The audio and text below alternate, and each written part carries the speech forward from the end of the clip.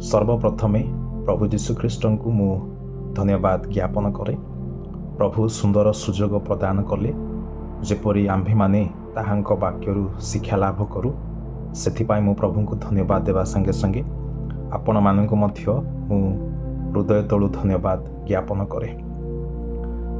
आज आमे ईश्वरंक वाक्यरू एक प्रसंग उपरे चिंता करिबा, शिक्षा लाभ करिबा। ताहा होची इस्राएलिय मानंकर प्रथम युद्ध, the first war of Israel people. आमे जानू इस्राएलिय लोक माने अनेक युद्ध करियछंती बाइबल मध्यरे, पुरातन नियम रे, किंतु सेमानंकर प्रथम युद्ध थिला अमालेकीय मानंक सहित। जदि आमे यात्रा पुस्तक 17:8-16 पद को अध्ययन करू, तेबे इस्राएलिय लोक माने अमालेकीय लोक मानंक सहित युद्ध प्रथम थर करुअछंती। तेबे आसंतु आमे किछि विषय को खनन करी शिक्षा लाभ करू। जदि आमे यात्रा पुस्तक 17:1-7 पद पर्यंत पठन करू, तेबे मूसा केमिति प्रस्तररू जल बाहर कले से विषय उल्लेख करा जाय अछि। एवं तार 8-16 पद को जदि आमे पठन करू, तेबे अमालेकीय माने इस्राएलिय लोक माननकु आक्रमण करूछंती, जोटा प्रथम इस्राएलिय लोक माननकर युद्ध अटे। आउ ए युद्ध रे इस्राएलिय लोक माने विजय होई अछंती। तो प्रिय ईश्वरंक लोक माने आमे जानू एहार कॉन्टेक्स्ट या बैकग्राउंड जे इस्राएल लोक माने जेतेबेले मिस्र रे थिले, मूसांक नेतृत्व द्वारा एमाने बाहरिले, स्वाधीनता प्राप्त हेले एवं प्रतिज्ञात देश को नियंत्रित हेबा अभिमुखे मरु प्रांतर रे एमाने युद्ध र सम्मुखावर्ती होउछंती अमालेकीय मानंक सहित। तेबे एइठारे आमे विशेष करी चिंता करिबा, ध्यान करिबा जे एइ जो 8-16 पद आमको शिक्षा प्रदान करिथाए ईश्वरंकर उपस्थिति विषय रे एवं नेतृत्वता, मूसांकर नेतृत्वता, जिहोशियंकर कार्य ए विषय आमको शिक्षा प्रदान करिथाए। एवं the importance of prayer in the time of conflict, द्वंद्व समय रे, जटिलता परिस्थिति रे प्रार्थनार महत्व कौन ए विषय मध्य आमको शिखिबाकू मिली थाए।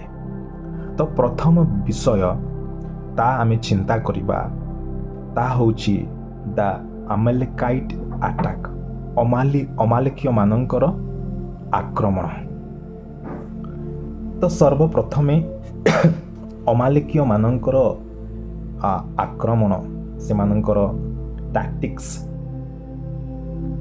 से विषय आमे वाक्यर देखिबा, जहा से यात्रा पुस्तक 17 तार 8 पद को आमे पठन करिबा। 8 पदरे लेखा अछि, सेही समय रे अमालेक आसी रफीदिम रे इस्राएल सहित युद्ध कले। रफीदिम रे एक स्थान, ए रफीदिम सियन पर्वत निकट रे अछि। आउ रफीदिम स्थान रे अमालेकीय माने आक्रमण करूछंती। हठात सडनली ए माने आक्रमण करूछंती।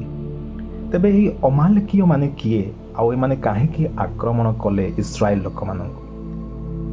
प्रथम विषय होची ए अमालेकीय माने होछंती नोमैडिक ट्राइब पीपुल।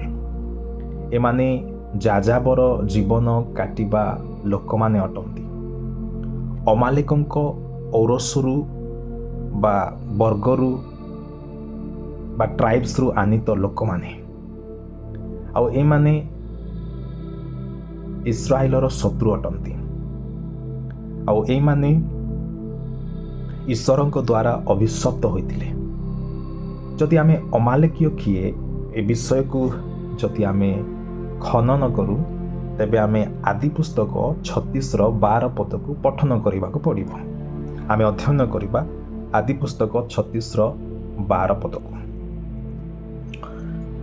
ଏଠାରେ ଲେଖା ଅଛି, ପୁଣି ଏସୋର ପୁତ୍ର ଏଲିଫସର ତିମ୍ନା ନାମ୍ନୀ ଏକ ଉପପତ୍ନୀ ଥିଲା। ସେ ଏଲିଫସର ଅମାଲେକକୁ ପ୍ରସବ କଲା।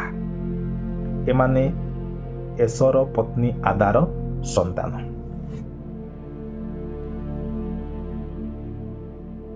ଏଠାରେ ଲେଖା ଅଛି, ଏଲିଫସର ତିମ୍ନା ନାମ୍ନୀ ଏକ ଉପପତ୍ନୀ ଥିଲା। ଏଇ ଏଲିଫସର ଉପପତ୍ନୀ ଅମାଲେକକୁ ପ୍ରସବ କଲା। ଆଉ ଏଇ ଅମାଲେକ ବଂଶରୁ ଅମାଲେକୀୟ ମାନେ ଜାତ ହେଲେ, ଆଉ ଯେଉଁମାନେ କି ଇସ୍ରାଏଲର ଶତ୍ରୁ ହେଲେ। ଆମେ ଜାଣୁ ଏସ ଏବଂ ଯାକୋବଙ୍କ ମଧ୍ୟରେ ଦ୍ୱନ୍ଦ୍ୱ, ଆଉ ଏଇ ଦ୍ୱନ୍ଦ୍ୱତା ସକାଶେ ଏଇ ଅମାଲେକୀୟ ମାନେ ବିଦ୍ରୋହତା ଏବଂ କାଠିନ୍ୟତା, ଜଟିଳତା ଅଭ୍ୟାସ କଲେ।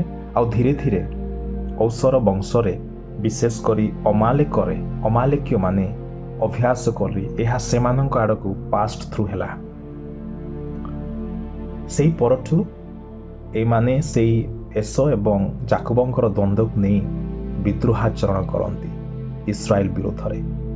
ଆଉ ଆମେ ଦେଖୁଛୁ ଯେ ସଡନଲି ହଠାତ୍ ଏମାନେ ଇସ୍ରାଏଲ ଲୋକମାନଙ୍କୁ ଯାତ୍ରା କରୁଥିବା ସମୟରେ ଆକ୍ରମଣ କରୁଅଛନ୍ତି। ତେବେ ଏଇଭଳି ଆକ୍ରମଣ ସମୟରେ ମୋଶାଙ୍କର ଦାୟିତ୍ୱ କ'ଣ ଥିଲା ସେ ବିଷୟରେ ଆମେ ଦେଖିବା। ତାର 9 ଏବଂ 10 ପଦକୁ ଆମେ ପଠନ କରିବା।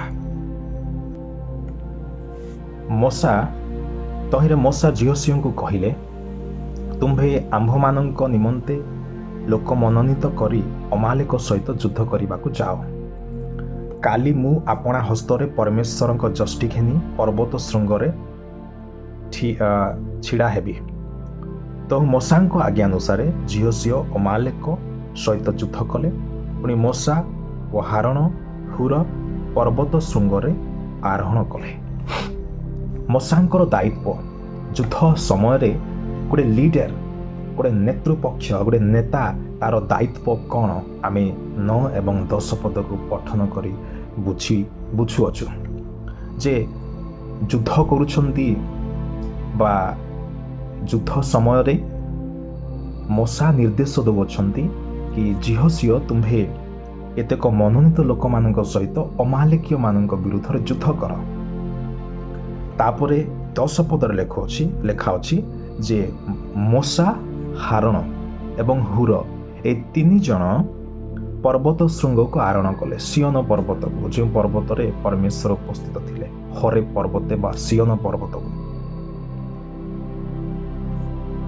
ଏହା ହେଉଛି ଗୋଟେ ଇମ୍ପୋର୍ଟାଣ୍ଟ ବିଷୟ ଯାହା ଆମେ ଚିନ୍ତା କରିବା। ଯୁଦ୍ଧ କରିବାକୁ ପଠାଉଛନ୍ତି ମୋଶା ଝିଅସିଅଙ୍କୁ, ଆଉ ଅନ୍ୟ ପକ୍ଷରେ ମୋଶା, ହୁର ଏବଂ ହାରଣ ଏମାନେ ସଦାପ୍ରଭୁଙ୍କ ପର୍ବତକୁ ଯାତ୍ରା କରୁଅଛନ୍ତି, ଶିଖରକୁ ଯାଉଅଛନ୍ତି। କାହିଁକି? ଯେପରି ଏମାନେ ପ୍ରଭୁଙ୍କ ଠାରେ ପ୍ରାର୍ଥନା କରିବେ, ପ୍ରଭୁଙ୍କ ଠାରେ ଏମାନେ ମଧ୍ୟସ୍ଥି କରିବେ। ଏଥିପାଇଁ ପ୍ରିୟ ଈଶ୍ୱରଙ୍କ ଲୋକମାନେ, ଯଦି ଆପଣ କୌଣସି ଶତ୍ରୁର ଆକ୍ରମଣରେ ପଡ଼ିଅଛନ୍ତି, ତେବେ ନେତା ଯେ ଆପଣମାନେ, କର୍ତ୍ତୃପକ୍ଷ ଅଧିକାରୀ ଯେ ଆପଣମାନେ ଈଶ୍ୱରଙ୍କର ମୁଖକୁ ଅନ୍ୱେଷଣ କରନ୍ତୁ, ଆଣ୍ଠୋଇ ପ୍ରାର୍ଥନା କରିବାକୁ ଦୌଡ଼ନ୍ତୁ, ଯେମିତି ମୋଶା କରିଥିଲେ। ଯୁଦ୍ଧର ଭାର ଝିଅସିଅଙ୍କୁ ଦେଲେ ଏବଂ ସେ ପ୍ରାର୍ଥନା କରିବାକୁ ଗଲେ। ଆଜିକାଲି କ'ଣ ହୁଏ ଯେ ଆମେ ସମସ୍ୟା ଆସିଲେ ଘୁଞ୍ଚି ପଡ଼ୁ, ଅନ୍ୟକୁ ସ୍ଥାନ ଦେଇଦେଉ। ମୋଶା ତାର ନିଜର ଆସିଷ୍ଟାଣ୍ଟ ଝିଅସିଅଙ୍କୁ ଯୁଦ୍ଧ ପାଇଁ ଆଜ୍ଞା କରୁଅଛନ୍ତି, ଅମାଲେକୀୟ ମାନଙ୍କ ବିରୁଦ୍ଧରେ ଠିଆ ହେବା ପାଇଁ କହୁଅଛନ୍ତି। ଆଉ ମୋଶାର ଦାୟିତ୍ୱ, ଗୋଟେ ନେତାର ଦାୟିତ୍ୱ ଯେ ସେ ପ୍ରଭୁଙ୍କ ସମ୍ମୁଖକୁ ଯାଇ ତାଙ୍କର ମୁଖକୁ ଅନ୍ୱେଷଣ କରୁଅଛନ୍ତି। ଆଜି ଆମେ ଏହି ପ୍ରକାର କରୁଅଛୁ କି? ଆମ ମଣ୍ଡଳୀରେ, ଆମ ସମାଜ ମାନଙ୍କରେ। ଦ୍ୱିତୀୟ ବିଷୟକୁ ଦେଖିବା ଦ ରୁଲ୍ ଅଫ୍ ପ୍ରେୟାର ଆଣ୍ଡ ଇଣ୍ଟରସେସନ୍। ପ୍ରାର୍ଥନା ଏବଂ ମଧ୍ୟସ୍ଥତା କରିବାରେ ନିୟମ।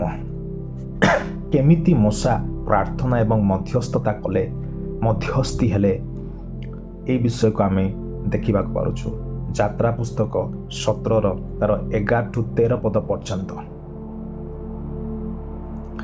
ଲେଖା ଅଛି।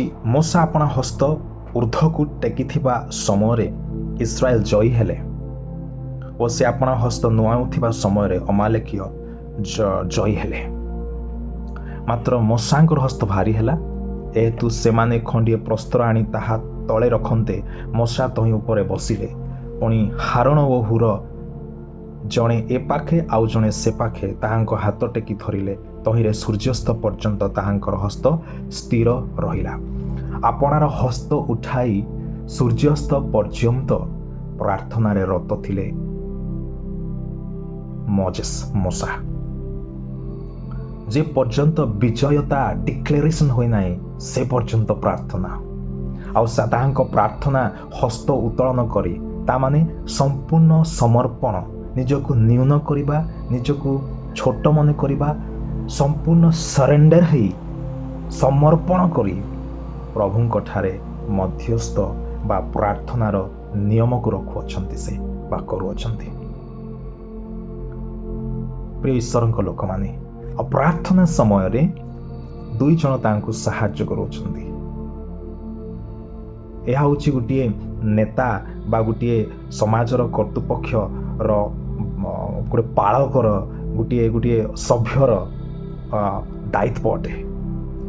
ପ୍ରାର୍ଥନାରେ ସାହାଯ୍ୟ ଦେବା, ନେତା ହୋଇ ପ୍ରାର୍ଥନା କରିବା, ପାଳକ ହୋଇ ପ୍ରାର୍ଥନା କରିବା, ବିଜୟତା ପାଇଁ, ଦେଶକୁ ଜୟ କରିବା ପାଇଁ, ଆମ ସମାଜକୁ, ଆମ ମଣ୍ଡଳୀ ଶୟତାନ ଉପରେ ଜୟଲାଭ କରିବା ପାଇଁ, ଦୁଷ୍ଟ ଆତ୍ମା ଉପରେ ଜୟଲାଭ କରିବା ପାଇଁ, ଅନ୍ଧକାର ଉପରେ ଜୟଲାଭ କରିବା ପାଇଁ ପ୍ରାର୍ଥନା ଆବଶ୍ୟକ ଅଟେ। ଖାଇକି ବୁଲିଲେ ହେବ ନାହିଁ। ଆଜିର ପାଳକମାନେ, କର୍ତ୍ତୃପକ୍ଷମାନେ, ଆଜିର ନେତାମାନେ ବଡ଼ VIP ହେଇଯାଇଛନ୍ତି। ପୁରା VIP ଲାଇଫଷ୍ଟାଇଲ, ଆଣ୍ଠୁ ଭାଙ୍ଗବାଟା ଶିଖିନାହାନ୍ତି ଏଯାଏ। ମୂଷାଙ୍କର ଲିଡରସିପ୍ ଠାରୁ ଶିଖନ୍ତୁ ସେ କେମିତି ନିଜକୁ ସମର୍ପଣ କରି ଯୁଦ୍ଧ ସମାପ୍ତ ହେବା ପର୍ଯ୍ୟନ୍ତ, ରେଜଲ୍ଟ ଡିକ୍ଲେରେସନ୍ ହେବା ପର୍ଯ୍ୟନ୍ତ ସେ ପ୍ରାର୍ଥନା କଲେ। ହସ୍ତ ଯେତେବେଳେ ଉଠାଉଛନ୍ତି, ସମର୍ପିତ ହେଉଛନ୍ତି, ଡେଡିକେଟେଡ୍ ହେଉଛନ୍ତି, ଜୟ ଇସ୍ରାଏଲ ଲୋକମାନେ ହେଉଛନ୍ତି। ପ୍ରାର୍ଥନାର ଶକ୍ତି, ମଧ୍ୟସ୍ଥତାର ପ୍ରାର୍ଥନା, ପ୍ରାର୍ଥନାର ନିୟମ ବା ରୁଲ୍ସକୁ ଆମେ ଦେଖୁଅଛୁ। ଦ୍ୱିତୀୟ ବିଷୟ ଆମେ ଦେଖୁଛୁ ପ୍ରାର୍ଥନାର ଶକ୍ତି। ମୂଷାଙ୍କର ମଧ୍ୟସ୍ଥତା ଆମେ ଦେଖିଲୁ। ଦ୍ୱିତୀୟ ବିଷୟ ହେଉଛି ପ୍ରାର୍ଥନାର ଶକ୍ତି। ଗୀତ ସଂହିତା ତାର 50-15 ପଦରେ ଲେଖା ଅଛି, ଆମେ ପଠନ କରିବା। ପୁଣି ସଙ୍କଟ ଦିନରେ ଆମ୍ଭକୁ ଡାକ, ଆମ୍ଭେ ତୁମ୍ଭକୁ ଉଦ୍ଧାର କରିବା, ଆଉ ତୁମ୍ଭେ ଆମ୍ଭର ମହିମା ପ୍ରକାଶ କରିବ। ସଙ୍କଟ ଦିନରେ ଆମ୍ଭକୁ ଡାକ। ଯୁଦ୍ଧ ଗୋଟିଏ ସଙ୍କଟ, ରୋଗ ବିମାରୀ ଅଭାବ ଗୋଟିଏ ସଙ୍କଟ, ବିଭାଜନ ପରିବାରରେ ହଉ, ସମାଜରେ ହଉ, ସାଂସାରିକତା, ଆତ୍ମାବିହୀନତା, ଏହା ଗୋଟିଏ ସଙ୍କଟ ଅଟେ। ପ୍ରିୟ ଈଶ୍ୱରଙ୍କ ଲୋକମାନେ, କିନ୍ତୁ ଈଶ୍ୱରଙ୍କ ବାକ୍ୟରେ ଲେଖା ଅଛି ସଙ୍କଟ ସମୟରେ ଆମକୁ ଡାକ, ଶୋଇକି ରୁହ ନାହିଁ ବୋଲି ଲେଖା ଅଛି। ମୂଷା ସଙ୍କଟ ସମୟରେ ଡାକିଥିଲେ ପ୍ରାର୍ଥନା ଦ୍ୱାରା। ଆଜି ଉପବାସ, ପ୍ରାର୍ଥନା, ଆଣ୍ଠୁ ଦ୍ୱାରା ଆପଣ ଈଶ୍ୱରଙ୍କୁ ଡାକନ୍ତୁ ସଙ୍କଟ ସମୟରେ। ଏହା ହେଉଛି ପ୍ରାର୍ଥନାର ଗୋଟେ ପାୱାର, ଶକ୍ତି। ଆଉ ଫିଲିପିଓ ତାର 4:6 ଲେଖା ଅଛି, କୌଣସି ବିଷୟରେ ଚିନ୍ତିତ ହୁଅ ନାହିଁ, ବରଂ ସମସ୍ତ ବିଷୟରେ ପ୍ରାର୍ଥନା ବିନତି ସହକାରେ ତୁମ ପିତା ଈଶ୍ୱରଙ୍କୁ ଧନ୍ୟବାଦ ଦିଅ ବୋଲି ଲେଖା ଅଛି। ଯଦି ଆପଣ ଚିନ୍ତିତ ହେଉନାହାନ୍ତି ତେବେ ପ୍ରାର୍ଥନା କରନ୍ତୁ। ଯଦି ଆପଣ ପ୍ରାର୍ଥନା କରୁନାହାନ୍ତି ତେବେ ଆପଣ ଅଧିକ ଚିନ୍ତିତ ବ୍ୟକ୍ତି ଅଟନ୍ତି। ଆଉ ଚିନ୍ତା କରିକି କୌଣସି ବିଷୟ ହାସଲ କରିପାରିବେ ନାହିଁ। ଆପଣଙ୍କର ଚିନ୍ତାକୁ, ଆପଣଙ୍କର ସଙ୍କଟକୁ, ଆପଣଙ୍କର ସମସ୍ୟାମାନଙ୍କୁ ପ୍ରାର୍ଥନା ସହକାରେ ପ୍ରଭୁଙ୍କ ଚରଣ ତଳେ ଥୁଅନ୍ତୁ। ଏହା ହେଉଛି ନମ୍ରତା, ଯେମିତି ମୂଷା କରିଥିଲେ। ସବୁଠାରୁ ନମ୍ର ବ୍ୟକ୍ତି ହେଉଛି ମୂଷା। ପ୍ରିୟ ଈଶ୍ୱରଙ୍କ ଲୋକମାନେ, ଆଉ ପ୍ରାର୍ଥନା କରିବା ହେଉଛି, ପ୍ରାର୍ଥନାରେ ସରେଣ୍ଡର ହେବା ହେଉଛି ଗୋଟେ ନମ୍ରତାକୁ ବୁଝାଏ। ଆଜି ଯେଉଁମାନେ ପ୍ରାର୍ଥନା କରୁନାହାନ୍ତି ସେମାନେ ନମ୍ରତା ସ୍ୱୀକାର କରୁନାହାନ୍ତି ଈଶ୍ୱରଙ୍କ ଛାମୁରେ। ତୃତୀୟ ବିଷୟକୁ ଆମେ ଦେଖିବା ଲିଡରସିପ୍ ଆଣ୍ଡ ପେରସେଭରେନ୍ସ, ନେତୃତ୍ୱତା ଏବଂ ସ୍ଥିରତା। ଏହି ବିଷୟକୁ ଆଜି ଆମେ ଶିକ୍ଷା ଲାଭ କରିବା। ନେତୃତ୍ୱତା ଏବଂ ସ୍ଥିରତା। ପ୍ରଥମ ବିଷୟ ହେଉଛି ଝିଅସିଓଙ୍କର ନେତୃତ୍ୱତା। ଝିଅସିଓଙ୍କର ନେତୃତ୍ୱତା। ଯାତ୍ରା ତାର 17ର 9 ଏବଂ 10 ପଦରେ ଆମେ ଦେଖୁଛୁ। 9 ପଦରେ ମୋଶା ଝିଅସିଓଙ୍କୁ ଆଜ୍ଞା ଦେଉଅଛନ୍ତି ଯେ ଯୁଦ୍ଧ କରିବା ନିମନ୍ତେ କେତେକ ମନୋନୀତ ଲୋକମାନଙ୍କୁ ବାଛ ବା ନିୟନ୍ତ୍ରଣ କର ବୋଲି ଆଜ୍ଞା ପ୍ରଦାନ କଲେ। ଆଉ ହୁର ଏବଂ ହାରଣ ମୋଶାଙ୍କ ସହିତ ସେମାନେ ପାହାଡ଼କୁ ଗଲେ। 10 ପଦରେ ଲେଖା ଅଛି ଯେ ତହୁଁ ମୋଶାଙ୍କ ଆଜ୍ଞାନୁସାରେ ଝିଅସିଓ ଅମାଲେକ ସହିତ ଯୁଦ୍ଧ କଲେ। ମୋଶାଙ୍କର ଆଜ୍ଞାକୁ ଆସିଷ୍ଟାଣ୍ଟ ଝିଅସିଓ ଗୋଟେ ସାଧାରଣ ବ୍ୟକ୍ତି ଆମେ କହିବା। ମୋଶା ତ ଅଛନ୍ତି, ମୋଶାଙ୍କ ତଳେ ଇଏ ଅଛନ୍ତି। ଏ ସାଧାରଣ ବ୍ୟକ୍ତି ଏ ମୋଶାଙ୍କର ବା ପ୍ରଭୁଙ୍କର ଦାସଙ୍କ ଆଜ୍ଞାକୁ ପାଳନ କରୁଅଛନ୍ତି। ଗୋଟେ ଆସିଷ୍ଟାଣ୍ଟ ଲିଡର, ପାଳକ ହଉ କିମ୍ବା ଉଚ୍ଚ ଅଧିକାରୀ ତଳେ ଥିବା ସମସ୍ତ ସଭ୍ୟମାନେ ସେମାନଙ୍କର ପାଳକ ଅଧିକାରୀ ମାନଙ୍କର ଆଜ୍ଞା ମାନିବା ଆବଶ୍ୟକ ଅଟେ।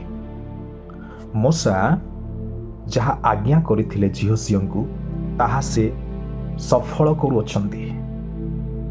ଆଜିକାଲି ଅନେକ ଲୋକମାନେ ପାଳକଙ୍କର କଥା ଶୁଣନ୍ତି ନାହିଁ, ହେୟ ଜ୍ଞାନ କରନ୍ତି।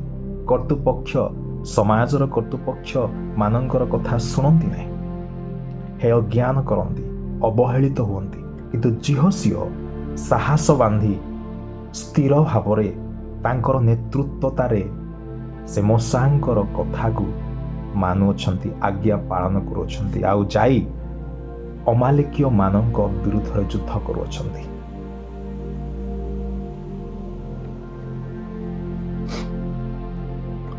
ତ ପ୍ରିୟ ଈଶ୍ୱରଙ୍କ ଲୋକମାନେ, ନେତୃତ୍ୱତା ଏବଂ ସ୍ଥିରତା ଆମକୁ ଏହା ଶିକ୍ଷା ଦେଇଥାଏ ଯେ ଏହା ଏଥିପାଇଁ ଗୁରୁତ୍ୱ ଅଟେ ଯେ ଆମେ ଯେପରି ସମସ୍ତ ପ୍ରତିଦ୍ୱନ୍ଦିତା, ଚ୍ୟାଲେଞ୍ଜେସ୍ ଗୁଡ଼ାକ, ସମସ୍ତ ପ୍ରକାରର ଦ୍ୱନ୍ଦ୍ୱତା ଗୁଡ଼ାକର ସମ୍ମୁଖାବର୍ତ୍ତୀ ହୋଇ ସ୍ଥିରୀକୃତ ଭାବରେ ରହିପାରିବା, ଏହା ଆମକୁ ସାହାଯ୍ୟ କରିଥାଏ। ଏବଂ ସ୍ଥିରତା, ନେତୃତ୍ୱତା ଆମ୍ଭମାନଙ୍କୁ ସ୍ମରଣ କରାଇ ଦେଇଥାଏ ଯେପରି ଆମ୍ଭେମାନେ ବିଶ୍ୱସ୍ତ ଏବଂ ଆମ ଲକ୍ଷ୍ୟକୁ ପ୍ରାପ୍ତ ହେବା ପାଇଁ ଆମ୍ଭେମାନେ ସମର୍ପିତ ହୋଇଥାଉ। ଆଜି ଅନେକଙ୍କ ଜୀବନରେ ନେତୃତ୍ୱତାର ଅଭାବ, ସ୍ଥିରତାର ଅଭାବ। ଆଜି ମଣ୍ଡଳୀର କର୍ମକର୍ତ୍ତାମାନଙ୍କ ଠାରେ ନେତୃତ୍ୱତାର ଅଭାବ, ସ୍ଥିରତାର ଅଭାବ। ଅସ୍ଥିର, ବ୍ୟତିବ୍ୟସ୍ତ ହୋଇଯାଆନ୍ତି। ତେଣୁ ଆମ୍ଭେମାନେ ଏଇଠାରୁ ଶିକ୍ଷା ଲାଭ କରିବା ଆବଶ୍ୟକ ଅଟେ। ଏବ୍ରୀ ପୁସ୍ତକ ତାର 12ର 1ରୁ 3 ପଦ ପର୍ଯ୍ୟନ୍ତ ଆମେ କିଛି ବିଷୟକୁ ଶିଖିବା ପଠନ କରିବା ଆମେ।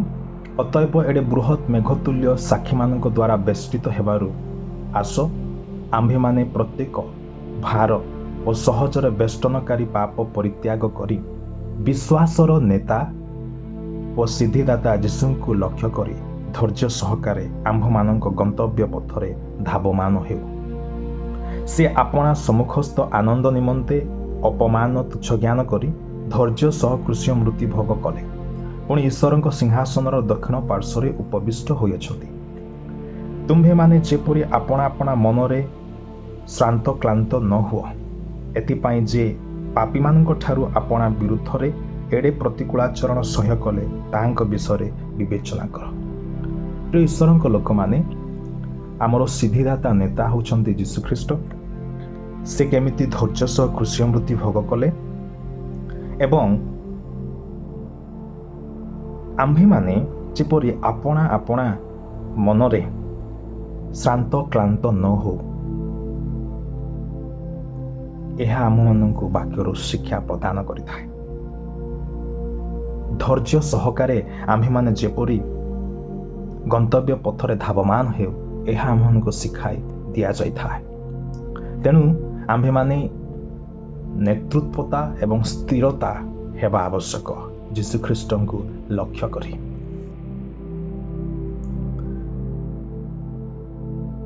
ପୁରାତନ ନିୟମକୁ ଯଦି ଆମେ ଯେତେବେଳେ ଅନୁଧ୍ୟାନ କରୁ, ତେବେ ପୁରାତନ ନିୟମରେ ଅନେକ ଶତ୍ରୁମାନେ ଅନେକଙ୍କ ଉପରେ ଜୟଲାଭ କରିବା ପାଇଁ ପ୍ରଭୁ ସାହାଯ୍ୟ କରୁଥିଲେ।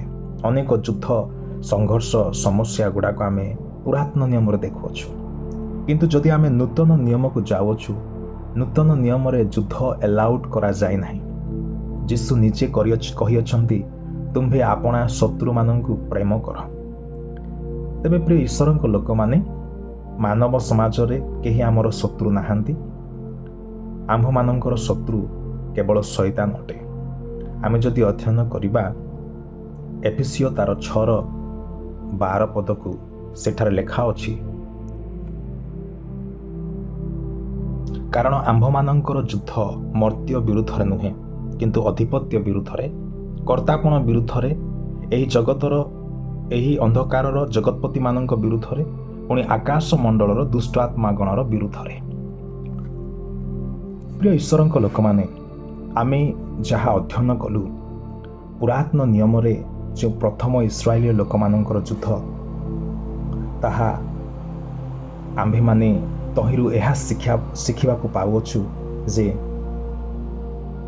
ଆମ୍ଭମାନଙ୍କର ଜୀବନ ପ୍ରାର୍ଥନା, ନେତୃତ୍ୱତା, ସ୍ଥିରତା, ସମସ୍ତ ପ୍ରତିକୂଳାଚରଣରେ ଏବଂ ଦ୍ୱନ୍ଦ୍ୱତାରେ ହେବା ଆବଶ୍ୟକ ଅଟେ। ଆମ୍ଭେମାନେ ପ୍ରାର୍ଥନା, ସ୍ଥିରତା, ନେତୃତ୍ୱତାକୁ ଅଭ୍ୟାସ କରୁ ଆମ ସମାଜରେ, ମଣ୍ଡଳୀରେ। ଆଉ ଆମେ ଜାଣି ରଖୁ ଯେ ଆମ୍ଭମାନଙ୍କର ଯୁଦ୍ଧ କୌଣସି ଦେଶ ବିରୁଦ୍ଧରେ ନୁହଁ। ବର୍ତ୍ତମାନ ଆମ୍ଭମାନଙ୍କର ଯୁଦ୍ଧ କୌଣସି ବ୍ୟକ୍ତି ବିରୁଦ୍ଧରେ ନୁହଁ, ବରଂ ଆମ୍ଭମାନଙ୍କର ଯୁଦ୍ଧ ଶୟତାନ ବିରୁଦ୍ଧରେ, ଏ ଆକାଶମଣ୍ଡଳର ଅଧିପତି ଅନ୍ଧକାରର ବିରୁଦ୍ଧରେ ଅଟେ, ଦୁଷ୍ଟ ଆତ୍ମାଗଣର ବିରୁଦ୍ଧରେ ଅଟେ।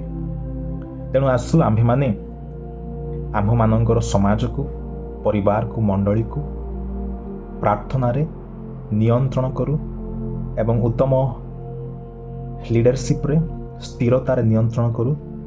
ମନୁଷ୍ୟ ସମାଜ ସହିତ ଯୁଦ୍ଧ ନ ହୋଇ ଆମ୍ଭେମାନେ ଶୈତାନ ସହିତ ଯୁଦ୍ଧ କରି ଆମ୍ଭେମାନେ ବିଜୟ ଲାଭ କରୁ। ପ୍ରଭୁ ଏ ବାକ୍ୟ ଦ୍ୱାରା ଆମ୍ଭମାନଙ୍କୁ ଆଶୀର୍ବାଦ କରନ୍ତୁ। ସମସ୍ତଙ୍କୁ ପ୍ରେଜ୍ ଦ ଲର୍ଡ।